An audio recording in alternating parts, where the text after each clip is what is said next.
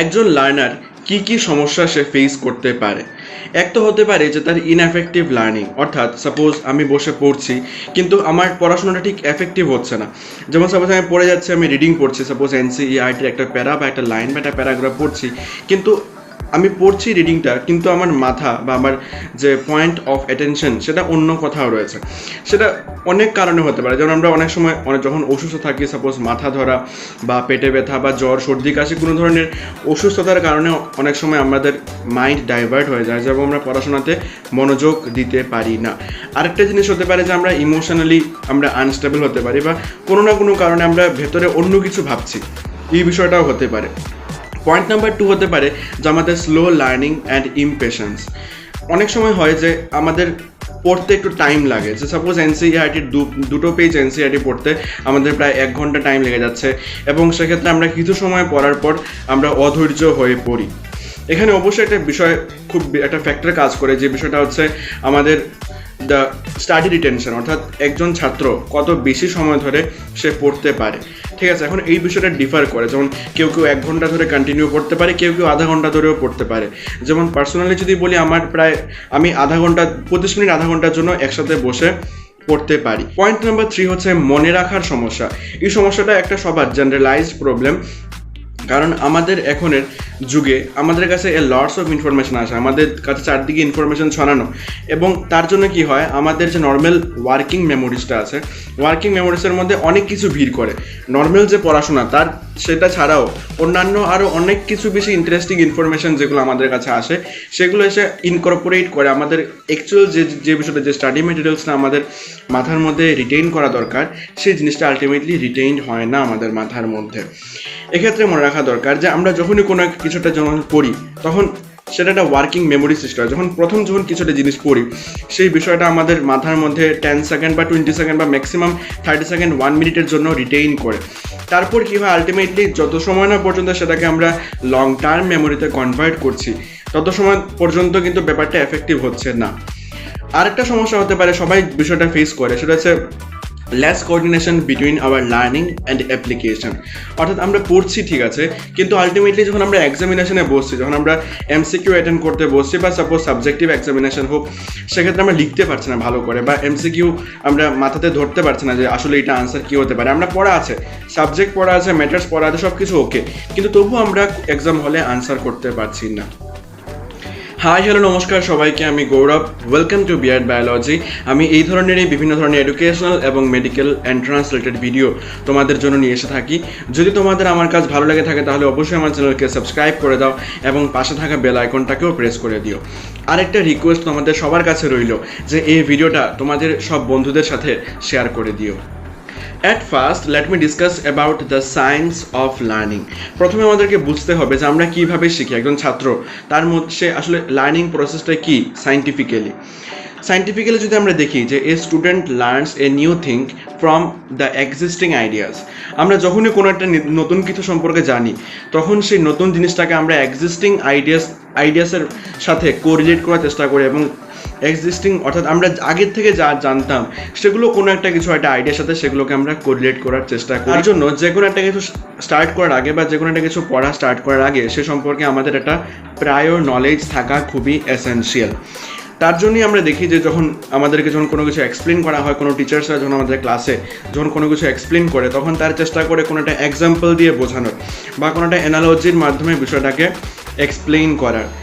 তারপর যখন কোনো নিউ আইডিয়াস আসে, নিউ আইডিয়াস থেকে সবচেয়ে প্রথমে আমাদের মধ্যে একটা ওয়ার্কিং মেমোরি তৈরি হয়।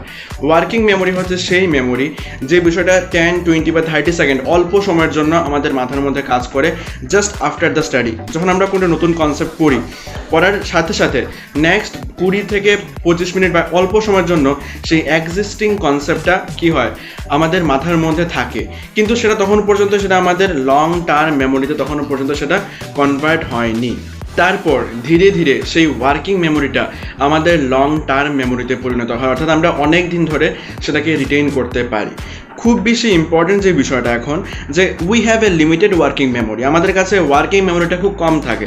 আমরা খুব অল্প সময়ের জন্য একটা জিনিস অল্প সময়ের জন্য মনে রাখতে পারি, যত সময় না।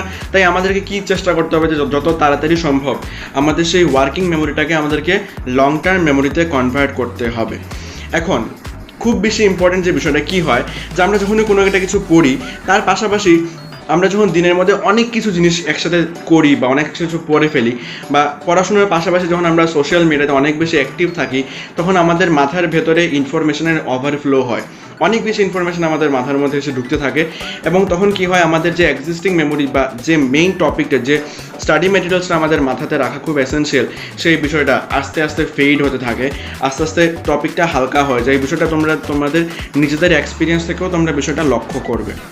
তাই টিচার্সরা কি করে আমাদেরকে গ্রাফিক্যাল রিপ্রেজেন্টেশনের মাধ্যমে বিভিন্ন মডেল তৈরি করে বিভিন্ন পাওয়ার পয়েন্ট প্রেজেন্টেশনের মাধ্যমে জিনিসগুলোকে আমাদের কাছে এক্সপ্লেন করার চেষ্টা করে যাতে করে ওই এসেনশিয়াল বা ইম্পর্টেন্ট যে টপিকটা যে জিনিসটা আমাদেরকে বুঝতে হবে সেই বিষয়টা যাতে খুব তাড়াতাড়ি আমাদের ওয়ার্কিং মেমোরি থেকে আমাদের লং টার্ম মেমোরিতে পরিণত হয়। অর্থাৎ যে বিষয়টা আমরা 20 মিনিটস বা যে বিষয়টা আমরা 20 সেকেন্ড 30 সেকেন্ড মনে রাখতে পারি সে বিষয়ে যাতে আমরা একদিন দুদিন ধরে যাতে মনে রাখতে পারি। তাই টিচার্সরা কী করে বিভিন্ন ধরনের ডিফারেন্ট খেলাধুলার মাধ্যমে আমাদেরকে পড়াশোনা বোঝানোর চেষ্টা করে, কারণ আমরা খেলাধুলার মাধ্যমে যখন কোনো কিছু বুঝি তখন সে বিষয়টা আমরা অনেক সময় বেশি সময় ধরে মনে রাখার চেষ্টা করি। খুব বেশি ইম্পর্টেন্ট, লক্ষ্য করবে যে যখন অনেক সময় কি আমরা কি করি যে আমাদের ওয়ার্কিং মেমোরি আমরা কোনোটা বিভিন্ন জিনিসকে আমাদের সামনে পাওয়ার পয়েন্ট রিপ্রেজেন্টেশনের মাধ্যমে অডিও ভিজুয়ালাইজেশনের মাধ্যমে আমাদেরকে পড়ানো হয়। অর্থাৎ আমরা দেখছি জিনিসটা লেখাও আছে স্ক্রিনের মধ্যে, তার পাশাপাশি জিনিসটা আমরা শুনতেও পাচ্ছি। যখন আমাদের চোখ দিয়ে আমরা জিনিসটা অ্যাকসেপ্ট করছি, কান দিয়েও জিনিসটা অ্যাকসেপ্ট করছি, তখন সেই জিনিসটা অনেকটা বেশি এফেক্টিভ হয়। তাই কোচিং ক্লাস ছাড়াই তুমি যদি নিজে এই কাজটা করতে চাও তাই সেজন্যই বলা হয় যে আমরা যাতে লিখে পড়াশোনা করি, অর্থাৎ জিনিসটা পড়ার পর আমরা জিনিসটাতে লিখে নিই। সেক্ষেত্রে খুব বেশি ইম্পর্টেন্ট এসেনশিয়াল যে জিনিসটা ইউজ করা হয় সেই বিষয়টা হচ্ছে কনসেপ্ট ম্যাপিং। অর্থাৎ আমরা পড়াশোনা করার পর যে টপিকগুলো আমরা পড়লাম সেই টপিক বা সেই প্যারাগ্রাফ বা সেই চ্যাপ্টার থেকে ইম্পর্টেন্ট পয়েন্টগুলো তুলে এনে একটা সাদা খাতার মধ্যে আগে ইম্পর্টেন্ট পয়েন্টগুলোকে ডিসক্রিটভাবে লিখে নেওয়া, ডিসক্রিটভাবে অর্থাৎ উল্টো পাল্টাভাবে লিখে নাও। তারপর সেই একটা পয়েন্টের সাথে আরেকটা পয়েন্টের কোরিলেট করার চেষ্টা করো, অর্থাৎ ভেতরে চিন্তা করো যে এই জিনিসটা এরকম কোরিলেটেড বা এই জিনিসটাতে ওই জিনিসটা এরকমভাবে কোরিলেটেড। এইভাবে আমরা কনসেপ্ট ম্যাপিং তৈরি করে জিনিসগুলোকে আমরা অনেকটা লং টার্ম ধরে আমরা জিনিসটাকে মনে রাখতে পারি। এবং তার পাশাপাশি একটা ওয়েল অর্গানাইজড কনসেপ্ট ম্যাপ যদি থাকে আমাদের কাছে বা ফ্লো চার্ট যদি আমরা সুন্দরভাবে তৈরি করতে পারি সেগুলো ইন ফিউচার এক্সামের আগে আমাদের রিভাইজ করতেও অনেক বেশি হেল্প করে। আরেকটা খুব ইম্পর্টেন্ট বিষয় যে বিষয়টা তোমাদেরকে আমি পার্সোনালি সাজেস্ট করবো সেই বিষয়টা হচ্ছে মিমোনিক্স। অর্থাৎ আমাদের পার্টিকুলারলি বায়োলজির ক্ষেত্রে অনেক কিছু জিনিস, অনেক কিছু টার্মস, অনেক কিছু কথাবার্তা, অনেক কিছু জিনিস টার্ম অ্যান্ড টার্মিনোলজিস আমাদেরকে মনে রাখতে হয়। এবং কারণ in case of mathematics we don't have to memorize anything, in case of physics, in case of chemistry we have to memorize only the concept, but in case of biology along with the concept we must have to remember so many things, so many names, so many scientific names এবং অন্যান্য অনেক কিছু জিনিস human ফিজিওলজির মধ্যে অনেক কিছু terms আছে যেগুলোকে আমাদেরকে মনে রাখতে হয়। সেগুলোকে মনে রাখার জন্য আমরা মিমোনিক্স ইউজ করতে পারি, অর্থাৎ সেগুলোকে মনে রাখার জন্য আমরা কোনো একটা কবিতা লিখতে পারি, ইম্পর্টেন্ট লাইনগুলোকে নিয়ে আমরা সেগুলোকে নিয়ে ডিসক্রিটভাবে একটা কবিতা লিখতে পারি। আমি যদি একটা এক্সাম্পল দিই, সাপোজ মনে করো পিরিয়ডিক টেবিলের যে গ্রুপ নাম্বার 1 যে এলিমেন্টসগুলো আছে hydrogen, lithium, sodium, potassium, rubidium, caesium এবং ফ্রান্সিয়াম, এই এলিমেন্টসগুলোকে সহজভাবে মনে রাখার জন্য আমরা অনেক সময় এরকম মিমোনিক্স ইউজ করা হয়। যেমন হামারে লিয়ে না করো রব সে ফরিয়াদ, এই সেন্টেন্সটার প্রত্যেকটা যদি প্রত্যেকটা ওয়ার্ডের ফার্স্ট অক্ষর নিলে দাঁড়ায় hydrogen, lithium, sodium, potassium, rubidium, caesium, francium, হামারে লিয়ে না করো রব সে ফরিয়াদ। তো আমি বলতে চাইছি যে এই ধরনের মিমোনিক্স তোমরা নিজে থেকে তৈরি করার চেষ্টা করো। এখন আমরা ডিসকাস করব সেই 3টা highly effective tips or tricks যেগুলো ফলো করলে আমরা এই সব সমস্যাগুলোকে আমরা ট্যাকেল করতে পারবো বা আমরা অন্তত হলে 10 to 20% হলেও 1% হলেও যদি আমরা জিনিসগুলোকে ফলো করি তাহলে আলটিমেটলি কী হবে, আমাদের লার্নিং প্রসেসের মধ্যে ইম্প্রুভমেন্ট আসবে। তো সবচেয়ে প্রথম যে রুলসটা সেটা একটু বোঝার চেষ্টা করো। Let me explain it first. Okay, আমরা যখনই কোনো এনসিইআরটি, সাপোজ ধরে নাও এনসিইআরটির কোনো একটা প্যারাগ্রাফ পড়ছি, তখন যখন আমরা রিডিং পড়ি তখন আমাদের চোখ একটা লাইনের মধ্যে সবচেয়ে প্রথমে সে ম্যাক্সিমাম একবার যখন দেখে সে 7 to 8 লেটার্স অর্থাৎ 7 থেকে 8টা লেটার্সের একটা ওয়ার্ড যদি আমরা ধরি, একটা ওয়ার্ডকে সে একবারে রিকগনাইজ করতে পারে। একটা ওয়ার্ডকে সে রিকগনাইজ করতে পারে। এবং একটা কমপ্লিট লাইন যখন আমরা পড়ি তখন কি করে আমাদের চোখ একটা ওয়ার্ড থেকে আরেকটা ওয়ার্ডের মধ্যে জাম্পিং করতে থাকে, একটা ওয়ার্ড থেকে আরেকটা ওয়ার্ড, একটা ওয়ার্ড থেকে আরেকটা ওয়ার্ড জাম্পিং করে করে করে করে যায়। বিষয়টা তুমি নিজে যখন পড়বে তখন তুমি রিয়েলাইজ করতে পারবে। যখন আমি তোমাদেরকে একটা এক্সাম্পল দিই, যেমন in bacteria there is 3 major types of RNA, mRNA, Messenger RNA, tRNA, transfer RNA। দেখো যখন আমরা লাইনটা পড়ছি তখন কিন্তু একসাথে চোখ পুরো লাইন পড়ছে না। প্রথমে আমাদের চোখ পড়ছে দি ব্যাকটেরিয়ার মধ্যে কিছু সময় স্টে করছে চোখ, অল্প একটু ফ্র্যাকশন অফ সেকেন্ডের জন্য চোখ স্টে করছে। তারপরে যাচ্ছে there are 3 major types of RNA, there are 3 major types of RNA। চোখ কিন্তু স্পিডে যাচ্ছে না, কিন্তু একদম পড়ে যাচ্ছে না। একটা ওয়ার্ডকে রিকগনাইজ করতে হলে যখন প্রথমবারের জন্য যখন চোখ কোনো কিছু দেখে তখন একটা ওয়ার্ডকে রিকগনাইজ করার জন্য তাকে সেখানে ফ্র্যাকশন অফ সেকেন্ডের জন্য তাকে সেখানে স্টে করতে হয়। ঠিক আছে, তো এই বিষয়টা আমাদেরকে বুঝতে হবে যে আমরা ম্যাক্সিমাম কত সময় ধরে একটা ওয়ার্ডকে দেখতে পারছি। তো 7 to 8 লিটার্সের উপর স্টে করা, অর্থাৎ আমাদের চোখ এক একটা ওয়ার্ডের মধ্যে, অর্থাৎ একটা সেন্টেন্সকে সে থেমে থেমে থেমে থেমে পড়ে যায়। আমরা কি করতে পারি, যে বিষয়টা এখান থেকে নির্যাস কি বেরিয়ে আসছে, যে ইম্পর্টেন্ট বিষয়টা সেটা হচ্ছে আমাদেরকে হাইলাইট করে পড়াশোনা করতে হবে। সাপোজ একটা লাইনের মধ্যে একটা প্যারাগ্রাফ আছে, সাপোজ আমি পড়ি একটা লাইন পড়ি এই প্যারাগ্রাফটার মধ্যে, in bacteria there are 3 major types of RNA, যেগুলো হচ্ছে mRNA, tRNA এবং rRNA। তো এই লাইনটার মধ্যে ইম্পর্টেন্ট পয়েন্টগুলো কি? ইম্পর্টেন্ট পয়েন্ট হচ্ছে আমার 3 major types of RNA, 3 major types of RNA। তাই ইন ব্যাকটেরিয়া দেয়ার আর এই এতগুলো কথা আমার পড়ার দরকার নেই আলটিমেটলি। তাহলে আমি 3 মেজর টাইপস অফ RNA জায়গাটাকে আমি আন্ডারলাইন করে দিলাম। বাকি আসি mRNA, tRNA এবং rRNA। খালি এগুলোকে আমরা কি করলাম, এগুলোকে আমরা হাইলাইট করে দিলাম। ঠিক আছে, তারপরে নেক্সট আসি all 3 RNAs are needed to synthesis a protein in cell. তো এই 3 ধরনের RNA প্রোটিন সিনথেসিসের জন্য সেলের জন্য দরকার। তাহলে কিসের জন্য দরকার? Protein synthesis. তাহলে সিনথেসিস এ প্রোটিন, খালি সিনথেসিস এ প্রোটিন এতটুকু যদি আমরা হাইলাইট করে দিই তাহলেই আমরা জিনিসটা বোঝা হয়ে যাচ্ছে। তাই দেখো যখনই আমরা কোনো একটা কিছু পড়বো বা বুকস পড়বো বা একটা চ্যাপ্টার বা একটা প্যারাগ্রাফ যখন পড়বো একদম মেনে চলো, এই রুলসটা প্লিজ ফলো করে চলো, যে আমরা চ্যাপ্টারটাকে 3 বার পড়বো। 3 বারের মধ্যে 2 বার প্রথমবার পড়বো, 3 নাম্বার বার পরে আসছি আমি। ওকে, ফার্স্ট টাইম কি পড়বো? ফার্স্ট টাইম যখন নতুন এক্সপোজার হবে কোনো চ্যাপ্টার আমাদের কাছে তখন আমরা আস্তে আস্তে পড়বো, আমাদের টাইম লাগবে। কারণ চ্যাপ্টার সম্পর্কে আমি জানি না কিছু, আগে থেকে কিছু জানি না, I don't know anything about this chapter before.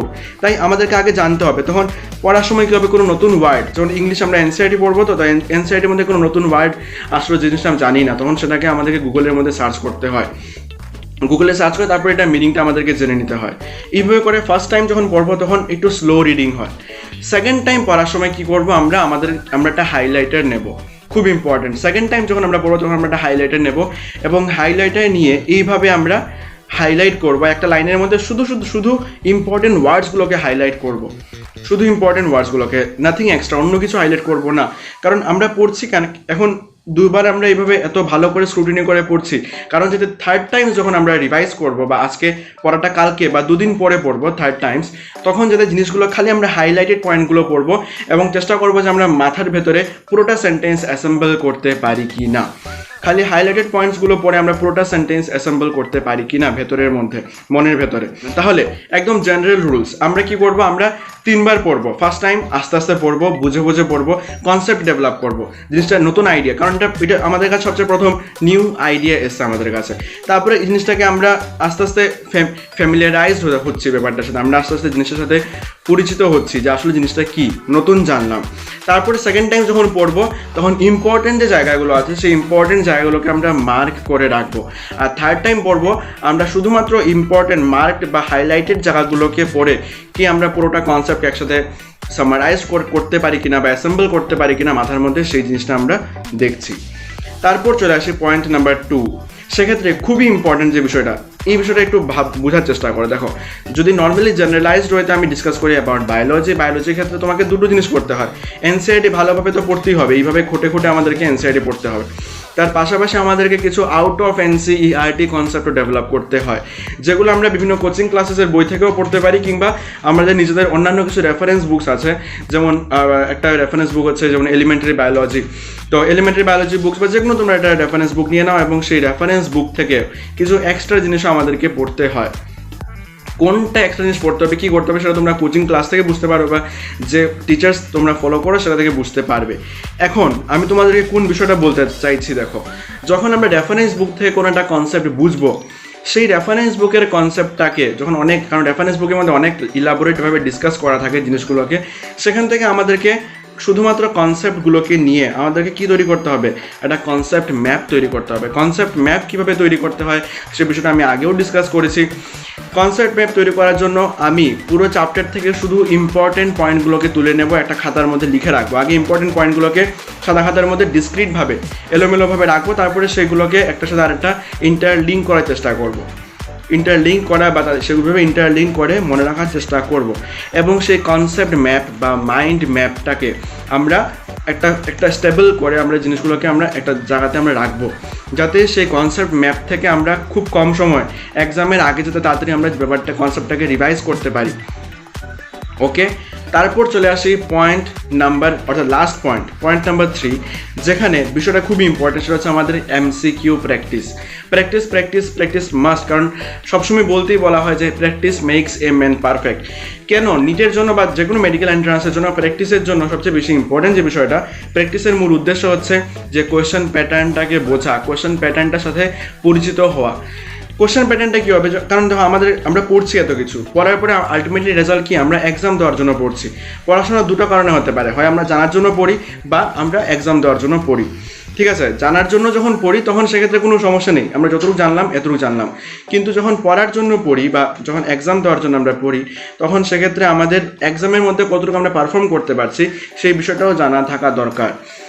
এক্সামের ক্ষেত্রে আমাদের কোয়েশ্চেন প্যাটার্নটা জানাটা খুবই এসেনশিয়াল। এবং নিটের মধ্যে কোয়েশ্চেন প্যাটার্ন কী ধরনের ফরমেশন হয় বা যে কোনো মেডিকেল এন্ট্রান্স এক্সামিনেশনের মধ্যে কোয়েশ্চেন প্যাটার্ন কী ধরনের ফরমেশন হয় সেই বিষয়ে আমি একদম কমপ্লিটলি আলাদা একটা ভিডিও তৈরি করেছি, the different MCQ patterns that has been asked in the NEET examination.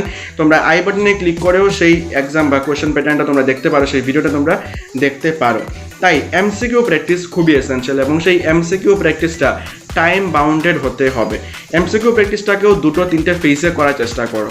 Suppose মনে করো ফার্স্ট টাইম তুমি এমসিকিউ নিয়ে বসছো, সাপোজ 30 এমসিকিউ, 15 মিনিটস টাইম নাও, 30 এমসিকিউ চেষ্টা করো 15 মিনিটস ধরে সেই এমসিকিউটাকে সলভ করার। এমসিকিউ সলভ করার পর 30 মিনিটসে তুমি পুরোটা এমসিকিউ গো থ্রো করো, যেগুলো পারলে তো পারলে, যেগুলো পারলে না সেগুলোকে সাইডে রেখে দাও। আফটার 30 মিনিটস সেই এমসিকিউ যেগুলো পারলে না সেগুলোর আনসার বই ঘাটিয়ে বা যেভাবেই হোক সেগুলোকে বের করার চেষ্টা করো। সো এই ছিল মোস্ট এসেনশিয়াল 3টা পয়েন্ট। এই 3টা পয়েন্ট অর্থাৎ সবচেয়ে প্রথম আমাদেরকে হাইলাইট করে পড়তে হবে। পয়েন্ট নাম্বার 2 যেটা বিষয়ে আমাদেরকে কনসেপ্ট ম্যাপিং তৈরি করে পড়তে হবে। এবং পয়েন্ট নাম্বার 3 যে বিষয়টা হচ্ছে আমাদেরকে অনেক বেশি করে এমসিকিউ প্র্যাকটিস করতে হবে এবং প্রপার এমসিকিউ প্র্যাকটিসটা এবং টাইম বাউন্ডেড এমসিকিউ প্র্যাকটিসটা খুবই এসেনশিয়াল। এই 3টে পয়েন্ট যদি আমরা এফেক্টিভভাবে কাজ করতে পারি তাহলে আমরা দেখবো যে আলটিমেটলি আমাদের এফেক্টিভ লার্নিং হচ্ছে, আমাদের ডেভেলপমেন্টও হচ্ছে এবং আমরা নিজেরাও ভেতর থেকে স্যাটিসফাইড হবো আমাদের পড়াশোনার মাধ্যমে।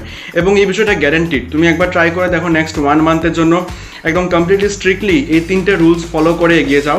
তুমি পড়াশোনা করার সময় 3বার করে পড়ো, 3টে রুলস ফলো করে পড়ো, তারপর আউট অফ এনসাইটিতে জিনিসগুলো আছে সেগুলো নিয়ে তোমরা কনসেপ্ট ম্যাপ তৈরি করো। কনসেপ্ট ম্যাপ তৈরি করে সেই বিষয়গুলোকে অ্যাসেম্বল করে রাখার চেষ্টা করো। এবং পয়েন্ট নাম্বার 3 যে বিষয়টা, বেশি বেশি করে এমসিকিউ প্র্যাকটিস করো। তোমাদের এই স্টাডি রিলেটেড প্রবলেমগুলো আমরাও ফেস করে এসেছি, তাই আমরা জানি যে তোমরা কী ধরনের প্রবলেম ফেস করছো এবং আমরা এইটা চাই যে তোমাদের যাতে ওই ধরনের কোনো প্রবলেম ফেস করতে না লাগে।